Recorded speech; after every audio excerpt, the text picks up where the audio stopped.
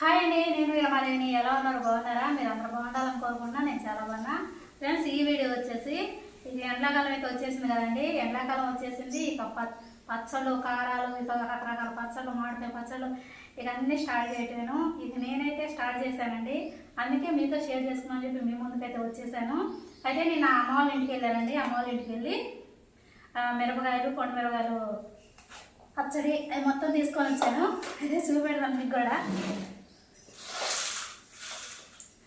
ఇవి వచ్చేసి టమాటాలు అండి. టమాటాలు వచ్చేసి మీకు తెలుసు కదా, ఈ టమాటాలు మొత్తం కూడా ఒకే చెట్టుకి కాసినాయండి. 2 రోజులకి 3 రోజులకి అలా పండుతూ ఉంటే కోసి బేషన్లో వేస్తూ ఉన్నాను. నేను వీటిని కనీసం ఫ్రిడ్జ్లో కూడా పెట్టకుండానే ఈ బేషన్ నిండిన దాకా కోసి దీంట్లోనే పెట్టానండి. కాయలు అయితే ఒక్కటి కూడా పాడవలేదు. ఇక చూడండి, కాయ ఒక్కటి కూడా పాడవలేదు. ఇక వచ్చేసి